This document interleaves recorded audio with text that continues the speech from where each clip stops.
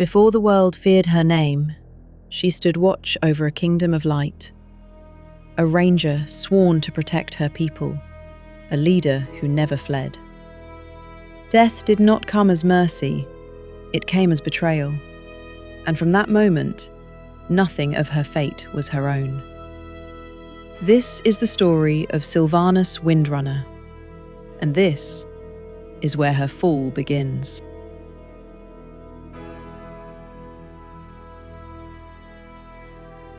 Before she was feared, before she was cursed, before death ever answered her call, Sylvanas Windrunner was a protector. Born among the high elves of Quel'Thalas, Sylvanas learned the bow not as a weapon of war, but as a vow to guard her people, to stand watch while others slept. Her skill was unmatched, her instincts sharp as the forest wind. Again and again she proved herself, not through cruelty, but through devotion. When the Scourge first marched toward the elven lands, it was Sylvanas who took command. Not as a queen, not as a legend, but as Ranger General. She led from the front, moving through forest and shadow, striking with precision, slowing the advance of death itself. Each arrow was chosen, each order measured. Yet even in victory, unease lingered. The enemy did not tire, the dead did not retreat, and the forests she loved began to burn. Sylvanas stood at the edge of her homeland, bow in hand, watching the horizon darken. She did not yet know her fate, only that she would never abandon her people. This was not the rise of a villain, this was the stand of a guardian, on the eve of ruin. The first battles did not come with trumpets, they came with silence.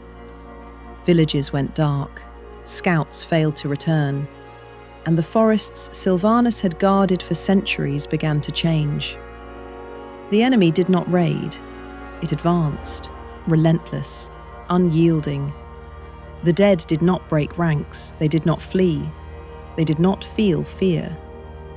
Sylvanas adapted quickly.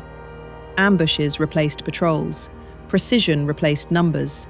Her arrows struck true, dropping foes that should not have been able to fall.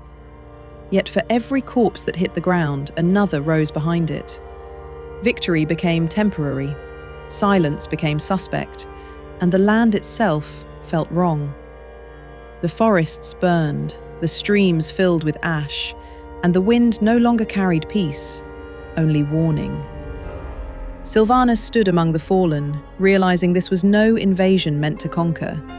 It was a march meant to erase. And Quel'Thalas stood in its path.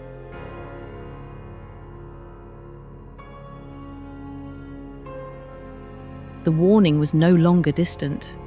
It had shape, direction. The undead did not scatter through the forests. They followed roads that should not have been remembered. Old paths, ancient borders. They moved as if guided, not by instinct, but by will. Sylvanas watched from the tree line as the Scourge advanced, not in chaos but in formation. These were not mindless dead. This was an army learning the land.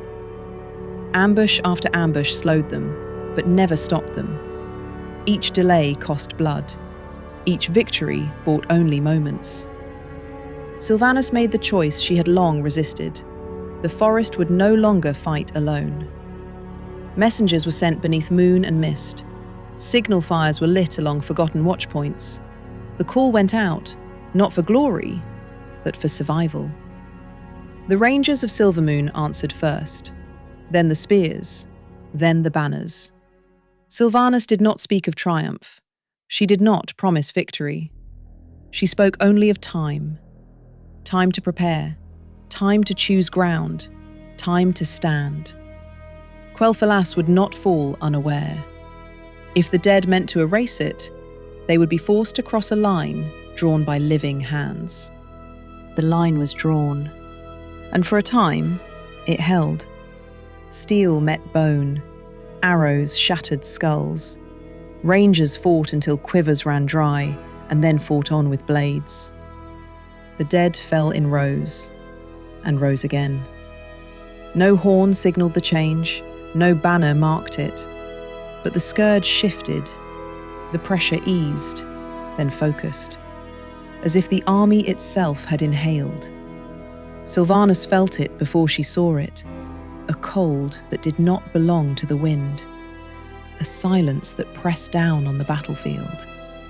The dead parted, and through them came a figure who did not hurry, armor blackened by frost, a blade that bled cold, eyes fixed not on the army, but on her.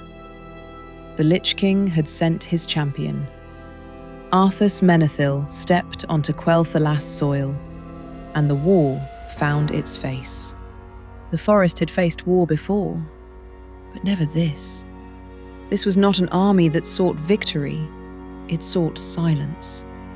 And as Arthas stepped forward, Sylvanas understood something too late.